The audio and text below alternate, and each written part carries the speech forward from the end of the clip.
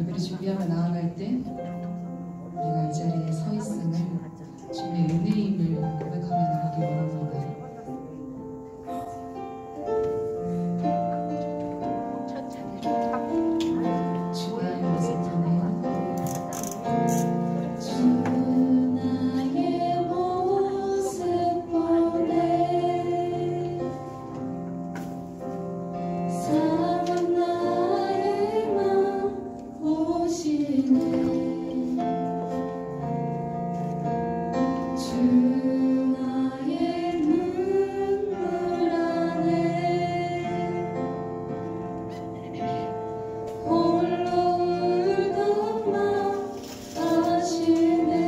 주나의 모습 보내 주나의 모습 보내 사랑 나의 맘 보시네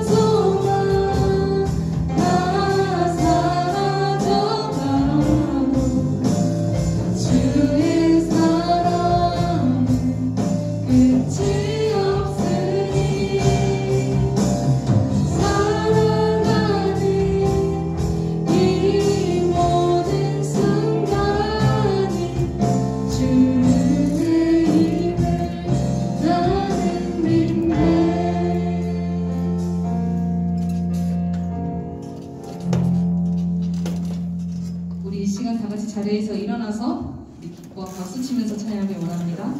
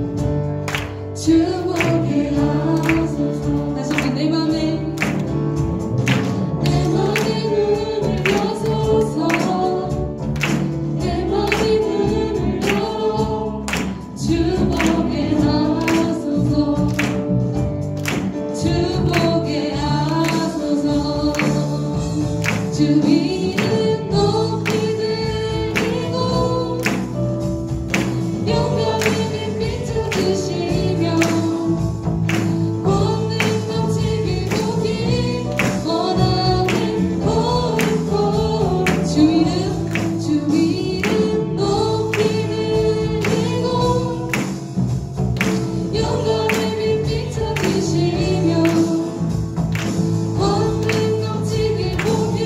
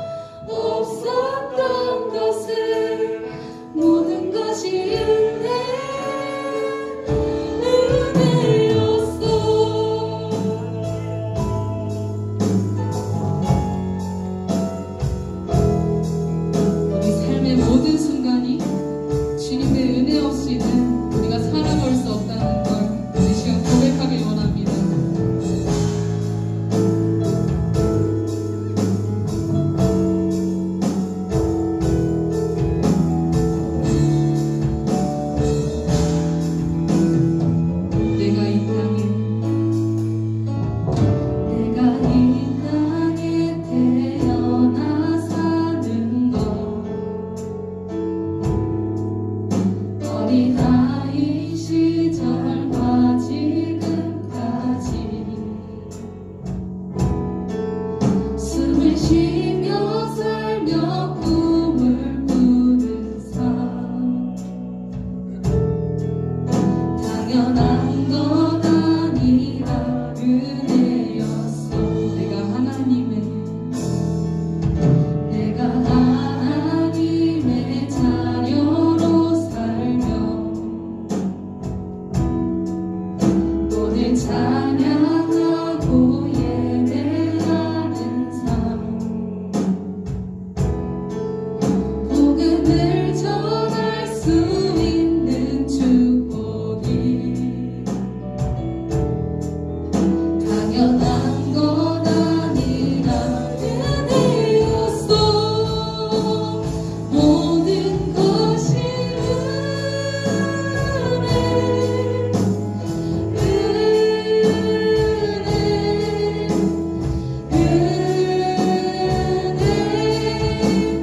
한없는 은혜 내 삶에 당연한 것 하나도 없었던 것을 모든 것이 은혜였어. 모든 것이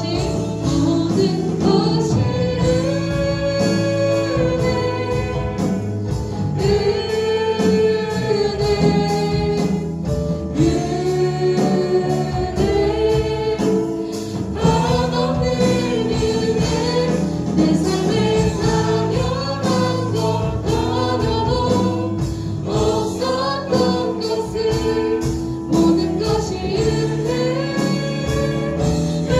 은혜였어. 모든 것이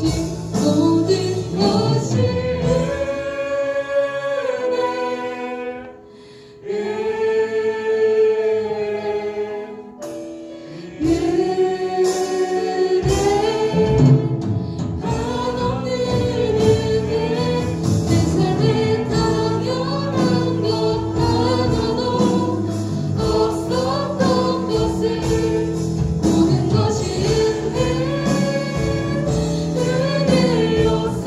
모든 것이 은혜였어.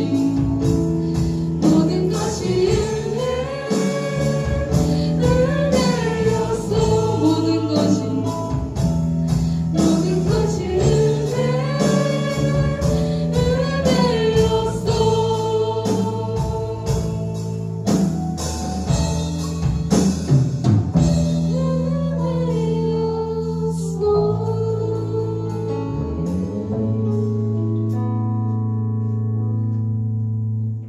우리 이 시간 다 같이 앉아서 예배를 준비하며 나아갑시다. 우리 경건한 마음으로 예배를 준비하며 나아갑시다.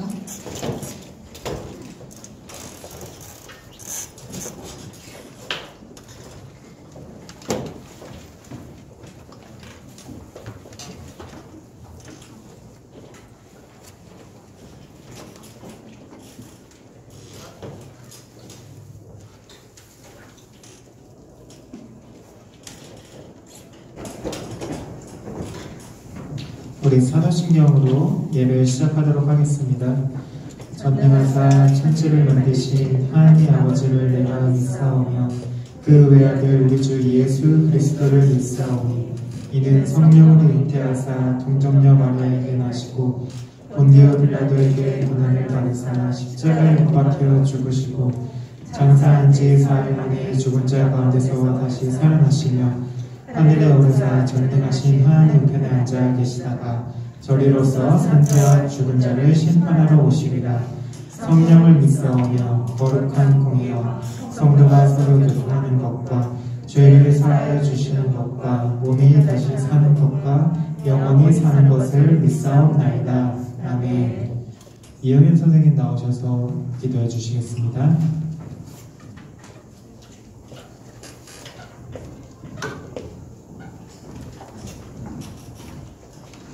기도합니다.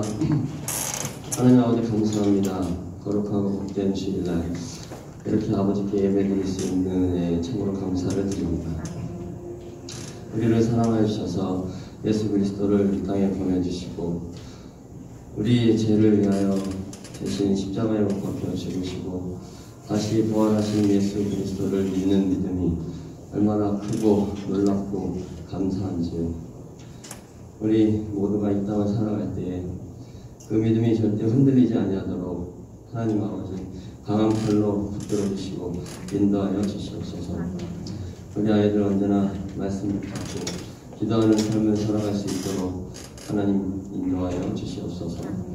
아이들을 섬기는 우리 선생님들 그 마음을 위로하여 주시고 지혜 주시고 힘 주시기를 원합니다. 하나님 아버지 말씀을 듣습니다. 전도사님 늘 영육간의 감동을 하여 주시고 또한 복음의 능력으로 사용하여 주시옵소서. 감사드리며 예수님의 이름으로 기도합니다. 아멘.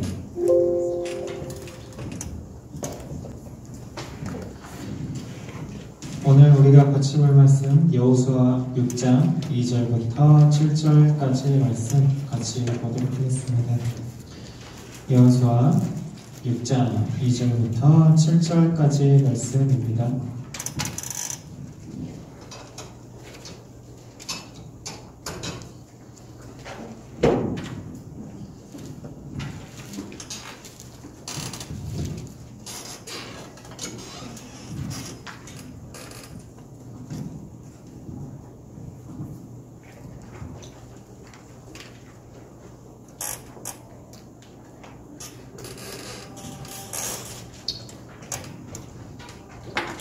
여호수아서 6장 2절부터 7절까지의 말씀 우리 같이 읽도록 하겠습니다.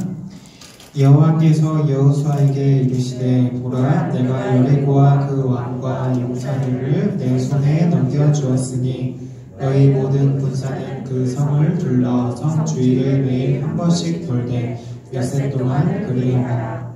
일곱은 일곱 양각 나팔을 잡고 언약궤 앞에서 나아갈 것이요 일곱째 날에는 그 성을 7번 돌며 그 제사장들은 나팔을 불 것이며 제사장들이 양각 나팔을 길게 불어 그 나팔 소리가 너희에게 들릴 때에는 백성은 다 큰 소리를 외쳐 부를 것이라. 그리하면 그 성벽이 무너져 내리리니 백성은 각기 앞으로 올라갈지니라 하시매 눈의 아들 여호수아가 제사장들을 불러 그들에게 이르되 너희는 언약궤를 메고 제사장 7은 양각 나팔 7을 잡고 여호와의 궤 앞에서 나아가라 하고 또 백성에게 이르되 나아가서 그 성을 돌 때 무장한 자들이 여호와의 궤 앞에서 나아갈지니라 하니라. 아멘. 오늘 설교 제목은 이 페이스메이커가 되어주시는 하나님입니다. 페이스메이커가 뭘까요? 이 페이스라는 것은 얼굴을 말하는 영어 단어가 아니라 속도를 말하는 영어 단어입니다. 그러니까 속도를 조절해주는 사람을 페이스메이커라고 말을 합니다. 이런 사람들이 그럼 어디서 뭘 하냐? 대표적으로 마라톤에는 이제 여러 사람이 한 번에 이렇게 스타트를 해요. 시작을 해갖고 이제 먼 거리를 뛰는데 그때 그 가운데 페이스메이커가 있습니다. 이 페이스메이커가 하는 일이 뭐냐? 한 명의 선수로 이제 마라톤에 참가해서 선두에서 같이 뛰어주는 거예요. 근데 마라톤을 전부 다 뛰는지는 모르겠는데 제가 알기로는 보통 이제 전체 한 3분의 2 정도만 선두에서 같이 뛰어준다고 해요. 왜 전부 다 뛰는 게 아니라 중간에 뛰다 마냐 라고 할 수 있는데 그 이유는 이 페이스메이커의 목적이 끝까지 이 마라톤을 완주하는 게 아니라 함께 뛰는 사람이 더 마라톤 기록을 단축할 수 있도록 그 도와주는 역할을 하기 때문입니다.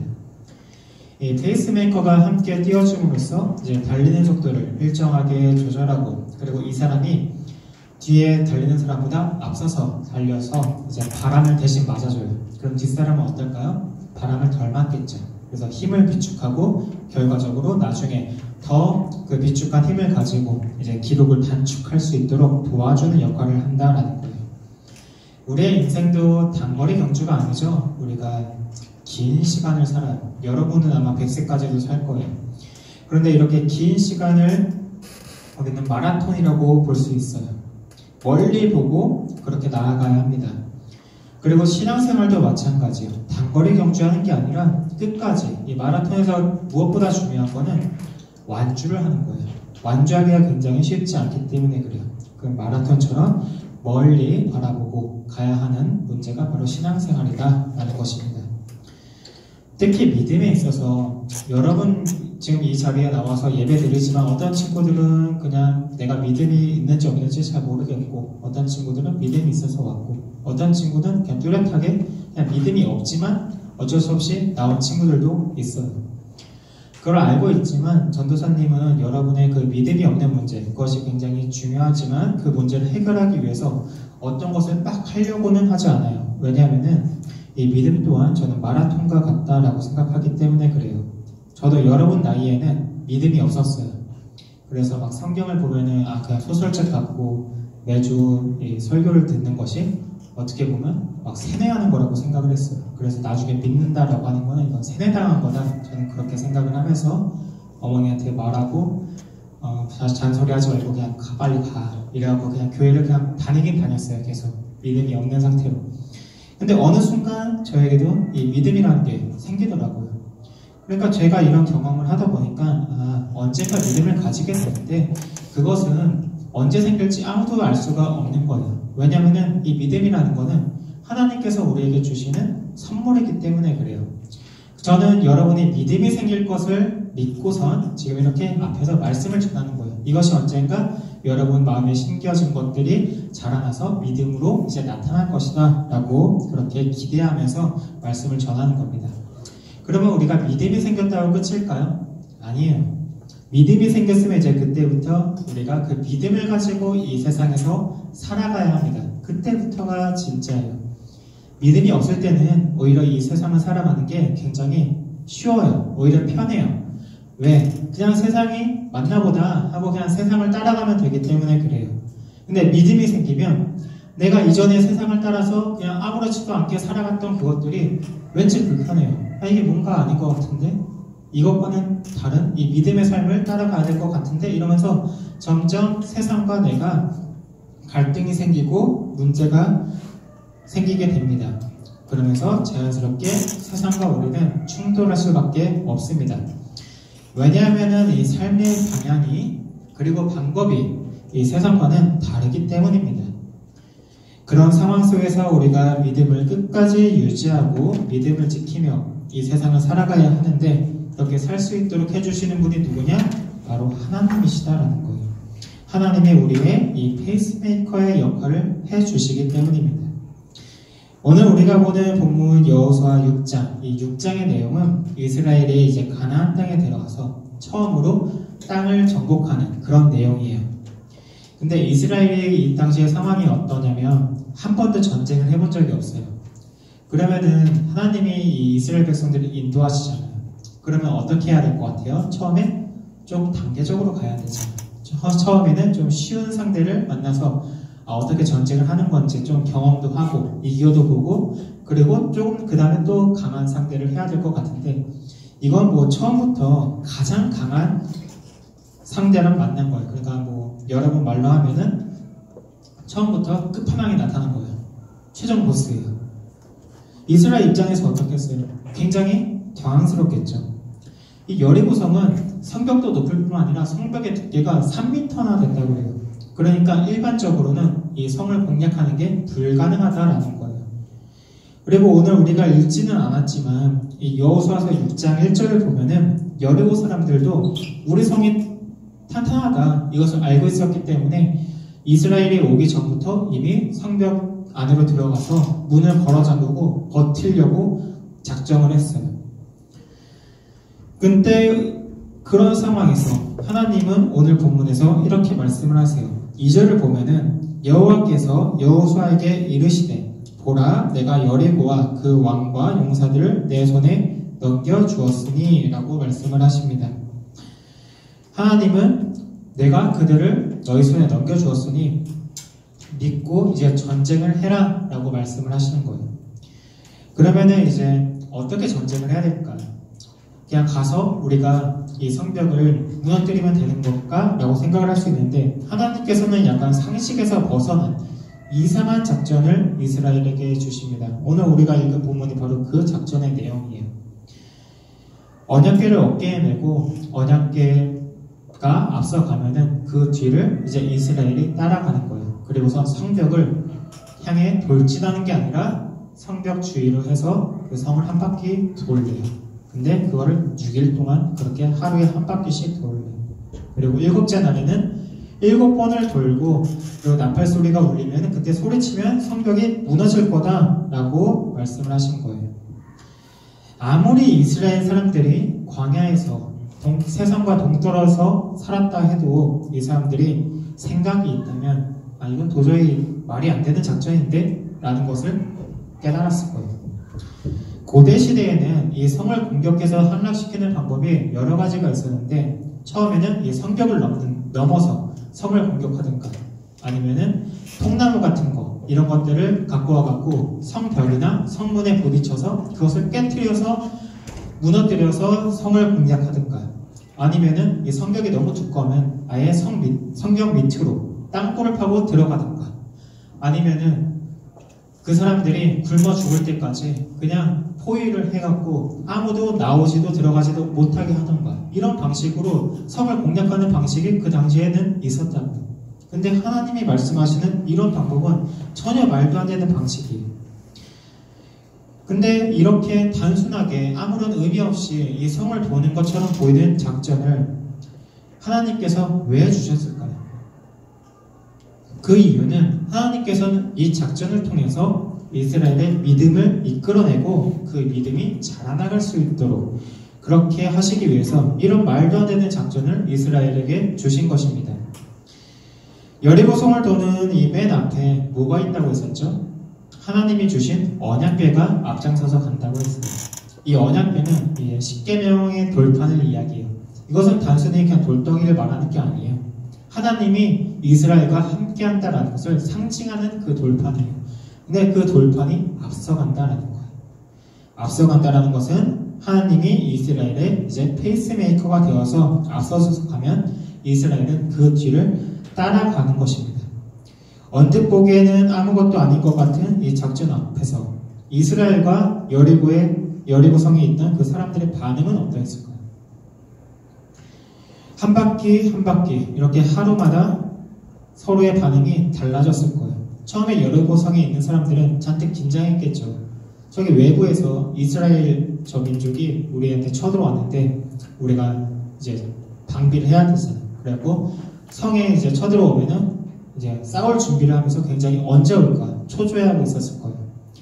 반면에 이스라엘은 어땠을까요? 이스라엘은 하나님이 이 성을 넘겨주셨다고 했으니까 하나님의 말씀에 순종하면은 눈에 보이는 결과들이 나타날 것이라고 생각을 했어요. 근데 막상 여리고 성을 한 바퀴 돌 때마다 서로의 반응이 달라져요. 이스라엘이 성벽을 향해 달려오는 것이 아니라 멀리서 성벽을 도는 것을 보고 처음에는 이게 무슨 일인지 몰라 여리고성 사람들은 그냥 당황하는 거예요. 저게 뭐지? 한 바퀴를 도네? 포위하려고 하는 건가? 이렇게 생각을 했을 거예요. 근데 그냥 돌아가요. 그래서 첫날은 뭐지? 정찰이었나? 이렇게 생각을 했을 거예요. 근데 둘째 날, 셋째 날, 넷째 날 그렇게 도는 거를 보고 이게 뭐 하는 거야? 라고 생각을 했겠죠. 쟤네들이 전쟁을 해본 적이 없어서 지금 뭐 전쟁하는 방법을 몰라서 저러고 있구나. 말도 안 되는 짓을 하고 있구나. 이렇게 생각을 했을 거예요. 포위를 하는 것도 아니고 그냥 성벽을 하루에 한 바퀴씩 도는 그 이스라엘의 모습이 굉장히 바보 같았을 거라고. 그리고 비아냥거렸겠죠. 그렇게 돌아서 성벽이 무너지겠냐. 조금 더 과격하게 막 달리면서 돌아야 되지 않겠냐. 바보같이 뭐 하는 짓이냐. 이렇겠죠. 그러면 이 소리를 듣는 이스라엘은 어땠을까요? 이스라엘도 이 마음에 그 소리가 남았을 겁니다. 처음에는 자신만만하게 한 바퀴 돌면은 뭐 성벽이 흔들리기라도 하겠지라고 생각을 했지만 하루 이틀, 3일, 4일 이렇게 시간이 지나면 지날수록 성벽이 무너질 기미가 전혀 보이지 않는 상황에서 자기들이 생각해도 이건 아닌 것 같은데? 라는 생각이 들겠죠. 근데 그럼에도 불구하고 이스라엘은 끝까지 돌 수밖에 없었어요. 포기하지 않고 계속 돌 수 있었던 이유가 뭐냐? 뭔가 아닌 것 같긴 한데 그걸 알고 있지만 그럼에도 불구하고 하나님이 우리와 함께 하신다는 것을 상징하는 그 언약궤가 앞서가고 있기 때문에 그렇기 때문에 하나님을 뒤따라가지 않을 수 없었습니다. 왜냐? 이스라엘이 40년 동안 이 가나안 땅에 들어오기 전에 광야에서 훈련했던 게 바로 그거 하나였거든요. 하나님이 가시면 가고 하나님이 멈춰서면 거기에 멈춰서고 하나님을 뒤따라가는 그 훈련만 40년 했다고요. 그렇기 때문에 그 훈련에 따라서 이 전쟁을 하고 있는 거였어요. 마라톤 선수가 평소에 이 페이스메이커와 함께 훈련을 해요. 같이 이렇게 호흡을 맞춰가면서 훈련을 한다고요. 같이 동행하는 훈련을 해요. 그러다가 대회 때 나가서 증명을 하듯이 이스라엘은 이 40년 동안 광야에서 훈련해 왔던 거를 여리고성에서 증명하는 겁니다. 세상의 조롱소리, 비아냥, 그리고 자기 자신의 그 확신 없는 그런 상황 속에서도 단 하나, 하나님이 앞서 가시기 때문에 그 하나님을 뒤따라가는 겁니다. 시간이 지나도 이 성벽은 무너질 것 같이 안 보이고 오히려 자신들이 하는 일이 무의미해 보여도 사람들이 조롱해도 그래도 끝까지 하나님을 뒤따라가는 겁니다. 그들의 믿음을 끝까지 유지시켜주는 것, 그게 뭡니까? 바로 앞서가시는 하나님, 그 하나님을 바라보고 뒤따라가는 거예요. 그리고 하나님이 약속하신 때 7째 날 7바퀴를 돌고 소리쳤을 때 여리고성을 점령했어요. 여호수아서 6장 20절을 보면 이렇게 나와 있습니다. 이에 백성은 외치고 제사장들은 나팔을 불매 백성의 나팔 소리를 들을 때 크게 소리질러 외치니 성벽이 무너져 내리지라. 백성이 각기 앞으로 나아가 그 성에 들어가서 그 성을 점령하고 여리고성을 점령한 이 비결, 그거는 어떤 전투에 어떤 전략에 있는 것이 아니었어요. 바로 하나님께 달려있다라는 것을 우리는 알 수 있습니다. 이스라엘이 한 것이라고는 그냥 하나님을 따라간 것밖에 없어요. 하나님을 따라갔더니 결과는 뒤따라온 거예요. 여리고성을 정복하게 된 것입니다. 여기서 중요한 게 뭐냐? 바로 하나님의 약속은 이루어질 것이라는 것을 믿는 믿음입니다. 이 믿음장이라는 이 성경의 장이 있어요. 바로 히브리서 11장입니다. 이 히브리서 11장에서는 이것을 이렇게 이야기하고 있습니다. 히브리서 11장 30절에 믿음으로 7일 동안 여리고를 도니 성이 무너졌으며 믿음으로 돌았다라는 것입니다. 실제로 그 믿음이 어떠했는지는 성경에 나와 있지 않아요. 모든 사람이 믿음이 충만해서 반드시 성이 무너질 것이라고 한 채 의심 없이 돌지는 않았겠죠. 제가 말한 것처럼 의심이 되어도 불안해도 초조한 마음이 있어도 하나님을 뒤따라 갔을 때 어찌되었든 그 순종한 이스라엘의 믿음을 하나님은 어떻게 보신다고요? 온전한 믿음으로 보신다고요. 우리가 믿음으로 이 세상을 살아갈 때도 똑같습니다. 하나님은 우리의 이 페이스메이커가 되어주시고 우리는 그 하나님을 뒤따라가면 결과는 그냥 자연스럽게 따라오는 거예요. 우리도 믿음으로 이 세상을 살아간다고 해서 당장 눈에 보이는 결과가 나타나는 것은 아니에요. 오히려 세상에서 믿는 사람들을 조롱해요. 아니 너는 순진한 거니 아니면 바보니 왜 그렇게 어리석게 힘들게 사냐 이렇게 말할 수 있습니다. 그리고 그 조롱하는 소리가 믿는 사람들의 마음에도 남아요. 아 내가 왜 하나님을 믿는다고 해서 이렇게 힘들게 살아야지. 나도 그냥 좀 요령껏 살면 더 편하게 살 수 있는데 아 이게 의미가 있을까? 이런 마음이 다 누구에게나 있어요.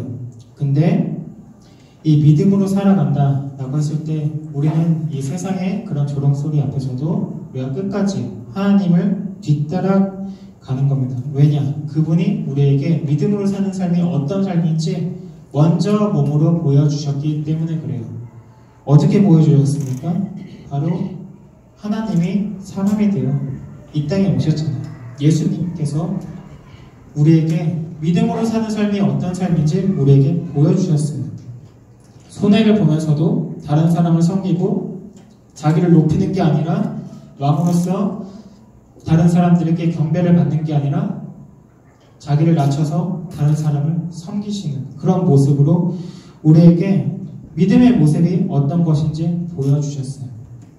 그리고 우리는 그 모습을 뒤따라서 살아가는 것입니다. 그러면 그 끝에는 무엇이 있을까요? 반드시 결과가 주어진다라는 것입니다. 바울은 이 신앙생활을 달리기에 비유해서 이렇게 말을 했습니다. 디모데후서 4장 7절과 8절을 보면 나는 선한 싸움을 싸우고 나의 달려갈 길을 마치고 믿음을 지켰으니 이제 후로는 나를 위하여 의의 면류관이 예비되었으므로 주 곧 의로우신 재판장이 그날에 내게 주실 것이라. 우리가 믿음으로 이 세상을 살아가면, 믿음의 마라톤을 끝까지 달려가면 하나님께서 우리에게 그 면류관을 상으로 주신다는 것입니다. 이스라엘이 하나님을 따라간 것을 통해서 여리고를 정복한 것처럼 믿음으로 우리가 하나님을 따라가면은 그의 합당한 상을 우리에게 주신다라는 것입니다. 페이스메이커가 되어주는 이 하나님을 우리가 뒤따라가는 것, 이것으로 끝나는 것은 아닙니다. 페이스메이커의 역할이 뭐라고 했죠? 중간에 달리다가 이제 혼자 달려야 될 때가 있어요. 뒷사람이. 왜? 이제 그 사람이 자기의 힘으로 기록을 단축해야 되기 때문에 그래요. 하나님도 마찬가지세요. 하나님께서 이 여호수아서 전체를 보면은 처음에 여리고성을 점령할 때 작전을 굉장히 구체적으로 주셨죠. 여섯째 날 동안 하루에 한 바퀴씩 그렇게 돌라. 그리고 일곱째 날에는 7바퀴를 돌아라. 이런 식으로 하루하루 어떻게 너희가 이 성을 점령할 것인지 그 작전을 구체적으로 주셨어요. 근데 이스라엘의 믿음이 온전해지고 나서는 이스라엘에게 하시는 명령은 굉장히 간단해요. 내가 너에게 이 성을 넘겨주었다 라고 하면은 이스라엘은 이제는 자기들이 어떻게 전쟁을 할 것인지 자기들이 스스로 짜요. 매복을 할 것인지 아니면은 뭐 유인을 해서 사람들을 이렇게 칠 것인지. 믿음이 온전해질수록 이제 이스라엘이 재량껏 전쟁을 한다는 거예요. 왜 이렇게 하셨을까요? 믿음이 온전해졌으니까 이제 믿음이 자랐으니 그 믿음을 사용해서 믿음의 싸움을 하도록 하나님께서 허락하시는 것입니다. 언제까지고 하나님께서 지켜만 주면서 우리의 믿음이 계속 연약한 믿음인 그 상태로 남겨져 있는 것이 아니라 이 세상 가운데서 너희가 그 믿음으로 직접 부딪히면서 그 믿음을 강하게 훈련시키라라는 거예요. 그래서 우리의 믿음이 어느 정도 자란 후에는 직접 믿음의 싸움을 통해서 이 세상과 부딪히면서 그 가운데에 우리의 믿음이 성장해 나가도록 하나님께서는 한 발자국 뒤로 물러서시는 거예요. 믿음을 활용한다라는 것이 무엇일까요? 우리가 처한 상황에 맞춰서 하나님의 뜻을 분별하고 그 뜻을 내 상황에 적용하는 겁니다. 뭐 예를 들어서 지금 우리 코로나 상황이잖아요. 이런 코로나 상황에 어떻게 해야 하는지 구체적인 지침이 성경에 있을까요? 없죠. 그런데 우리가 성경을 통해서 전체적으로 하나님의 뜻이 무엇인지는 알 수가 있어요. 하나님이 어떤 방식으로 살아가는 것을 하나님께서는 기뻐하실까? 그런 것들을 우리는 성경을 통해 말씀을 보면서 알 수 있다고요. 그러면은 그 알게 된 것을 갖고 지금 이 상황에서 나는 어떻게 하는 것이 하나님께서 기뻐하시는 삶을 살아가는 것일까? 라는 것을 우리는 깨닫고 그것을 따라서 우리가 믿음의 선한 싸움을 하는 것입니다. 그게 바로 믿음을 활용하는 거예요. 그리고 우리는 이 세상에서 그런 믿음의 선한 싸움을 계속 하다가 이제 천국으로 가게 되는 것입니다. 그럼 바울이 말한 것 같이 우리에게 상이 주어진다라는 것입니다. 우리가 기억해야 될 것은 결국 승리하는 것은 바로 믿는 사람이다라는 것입니다. 이 세상을 살아가는 동안 우리가 어리석어 보여도 결국 그 끝에는 상이 주어지는 것은 바로 우리에게 있다는 거예요. 왜냐? 하나님께서 승리하셨기 때문에 그래요. 그리고 우리는 그런 하나님을 의지하면서 뒤따라가면서 우리의 믿음을 점점 키워가는 겁니다. 그리고 그 믿음이 다 자랐을 때는 우리가 그 믿음을 활용해서 이 세상을 살아가는 그런 우리 중등부 친구들이 되기를 원합니다. 우리 기도하도록 하겠습니다. 하나님 아버지 감사합니다. 우리가 신앙생활 가운데 이 페이스메이커가 되어주시는 하나님을 우리가 뒤따라가는 그런 중등부 친구들 되게 하여 주시옵소서. 하나님께서 우리에게 믿음을 선물로 주시고 우리의 믿음이 온전해질 수 있도록 하나님께서 인도하여 주시옵소서. 그래서 우리 중등부 친구들이 각자가 처한 상황에서 믿음으로 이 세상을 살아가며 하나님께서 기뻐하시는 대로 우리가 이 세상에 남은 그런 그리스도인으로서 살아가게 하여 주시옵소서. 이 모든 말씀 우리 주 예수 그리스도의 이름으로 기도드립니다. 아멘. 우리 헌금을 위해서 기도하도록 하겠습니다.